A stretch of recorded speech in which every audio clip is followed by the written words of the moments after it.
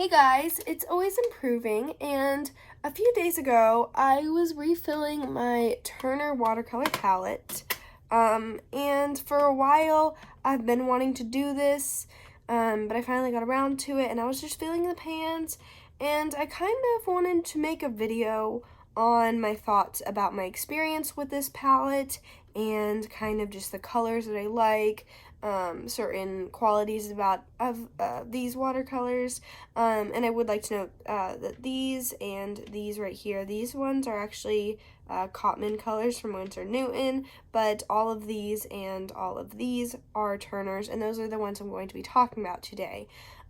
So before I begin, and just so that it doesn't get confusing, I'm actually going to take out my Cotman set colors, just so I don't accidentally talk about them or test them or confuse the viewers. So let me do that real quick.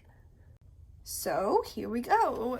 To begin, I want to talk about these watercolors themselves. Again, they are Turnist Artist Watercolor, and I only bought the 18 pack. I'm pretty sure there's a bigger pack out there, but 18 colors is enough for me.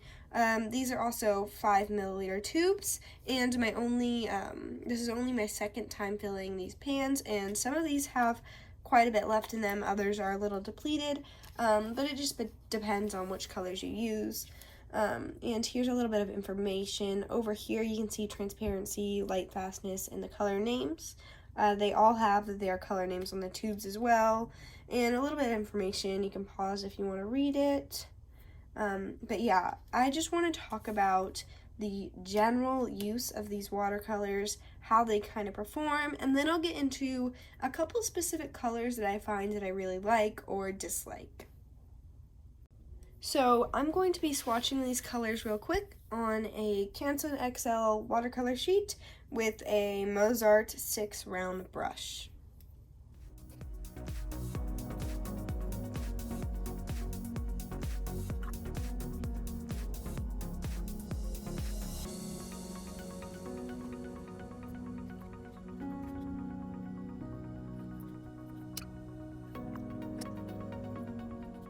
So these colors do look a little bit different when they dry, so I'm also going to show you that in a minute. But first, I want to show you just a couple of pieces that I've done before I move on to individual colors. A few pieces that I've done with these watercolors, of course. So yeah, let me get those out real quick. So just for comparison's sake, here is a piece that I did not do with Turner's. It was done with some cheaper tube paints that I got from Target, or Walmart actually, but either way it wasn't a respectable brand. It was just kind of some cheap watercolors that I could play with, and they worked a little bit, but you can tell that there's a lot of patchiness and a lot of areas that the water did not correctly blend, and especially in her hair and stuff. So that's for comparison, but this is on Canson XL paper, just the same as that I just tested these. And here are some that I did make with Turner's. This portrait is done with Canson XL watercolor paper and my Turner's. And you can tell it's a lot more smooth than the original.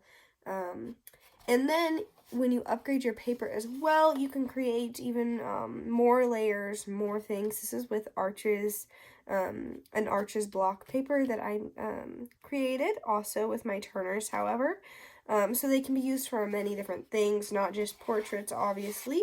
For example, I created this. This is on Canson XL watercolor paper, and this is again on Arches, and it is a landscape. So these paints are versatile and definitely an upgrade from cheaper, less well-known paints, but they're not necessarily professional grade, and I think they're a good price point for what their quality is. They are amazing quality, especially if you're wanting to get a little more serious about them without breaking your bank on Daniel Smith or other watercolors that are professional grade. So pricing wise, I'm not sure exactly how much I paid for these. I think I might have gotten them somewhat on sale, but right now on Amazon I found them for just a little bit under $40 for this set of 5 milliliter tubes of 18 colors.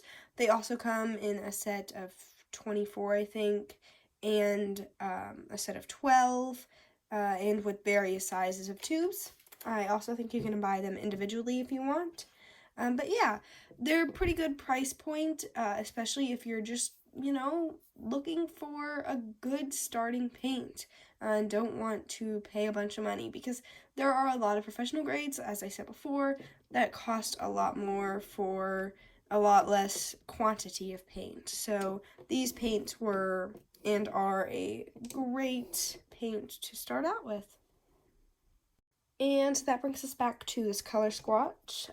These colors are mostly dry, and you can definitely tell a lot of the colors did get a little less bright as they dried, but they all still have a good amount of pigment in them, especially if you build up in layers. And I did use a little bit more water than I could have. I could have made them a little bit more saturated. There are a few certain colors that are really punchy. They give a good bright tone, and I really do like those colors. But now I'm going to go into a few specifics about these colors and this brand. So first of all, some of my least favorite, let's start there. So this color right here, it is turquoise blue at the top, I believe. It is a little bit odd. So whenever I use this paint, especially if I try to mix it, it does not work well. You might even be able to see it here. It's odd granulation, and it separates when I paint with it. A lot of the times, if I use it in mixes, or if I use it even sometimes by itself in layers, it will separate from other colors, and even sometimes from itself. I don't know if I have any good pictures of it. You can kind of see it in this swatch right here. If you look at this color, I don't know if you can tell, but on the outside edge, there is almost a yellow-gray outline. And it's not necessarily super noticeable, but it's been a thing every time I use this color. And so I would not recommend using turquoise blue very often, and I don't use it a lot. I try to avoid it. It looks like a really pretty color, and I wish that it did work with this set, but it really doesn't. So I would steer clear from that and try to either get a set without it or get it as the set and then don't refill it if you try to get refills for some of the other colors. Just don't get one for turquoise blue. I mean, maybe you like its granulation, but I definitely struggle using that color. Another color I don't use very often personally is this orange color here. It's actually called Permanent Scarlet, but I find myself not really realizing its correct color. I don't know if it's just because I don't use oranges that often. I have been using it a little more to mix browns, but then the problem I'm struggling to deal with is that it's a little too red to be considered an orange. So it's not my favorite color, but that's just a personal preference, so don't take that into account too much if you're thinking about purchasing this set. And then there is 3 colors that I want to talk about together because they're all part of the same group. It is the Maya Red right here, the Maya Yellow, which is right here, and the Maya Blue, which is this color right here. Now on their packaging, Turner says that their Maya colors are from the ancient times to today, inherit colors. The new colors full of dreams were born in Japan after a long time has passed from the Maya civilization, and they based this series on the technical information and specific colors of Mexico and Central America that originate from the prosperous Maya civilization. So I'm not exactly sure what they are, and I'm not exactly sure why they included them and what their pigments are and everything, but I've noticed that they're a little bit lighter than the other colors. This yellow is pretty bright, and I don't find myself using it too often. They're just different. I think it's really hard to use these three colors by themselves, and I'm not saying they're bad colors, but they're so light that it's hard to build up a good illustration only using Mayan colors for your primaries. I would not recommend doing that unless you're just looking for a fun challenge. But they are really nice to mix with. I really like to use this in my mix for skins, the Mayan Red. I think it's really useful to add blush and to add red tones to any kind of skin in general. I don't find myself using the other two as often, but they can add an interesting element to a piece. It's just like the yellow is so electric and the blue is like kind of a desaturated greenish blue, which it's not green, more of a gray. But it's just a different color, and it takes some getting used to, and I didn't use them a lot when I first started my palette. But I've grown to like them a little bit more. The one thing I will caution against is that the Mayan yellow right here, it does not like to dry very nicely. It kind of can crack sometimes, and it's not a very good consistency. It kind of sits in a shape, whatever shape you put it in. It doesn't like to settle and pour like a paint does, so they're not very fun to pour. Sometimes the Mayan Red right here does that as well, but the blue usually is fine, so I'm not sure why that is, but those colors are interesting. So some of my personal favorites of this set right here are, let's see, Mayan Red, Yellow Ochre, and Ultramarine. Those three colors are great for mixing with just about any color.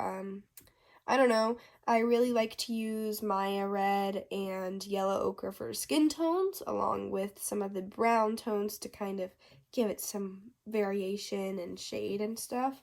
And Ultramarine is just a really good color for darkening up. Sometimes mixes can use it to darken, especially with to create darker browns. It's a great addition. But yeah, those three colors and the browns I use a lot too. So all 4 or 5 of those are great colors from this set. So I'm trying to think of anything else I want to say about these watercolors, and I really can't think of anything. Overall, I would recommend these for anyone who is wanting to get a better quality than random craft store paints, but doesn't really want to invest in professional grade watercolors, whether it's because you're still learning watercolors, you don't have the money for professional grade right now, or if you just want to try out some new things and you want to just get started. These are great for any practice you want to do too. They don't hinder you at all. I would stay away from the turquoise blue, but that's really the only color that I think ever gives me trouble. I would say that they're really pigmented, especially in the time that it takes them to re-wet. It's usually very, very quick. For example, let's see, which one of these is dry? They're actually mostly wet still, but they re-wet really quickly and are really, really saturated almost right away. A lot of watercolor sets take a little bit of time to soak in the water, but these re-wet really quickly.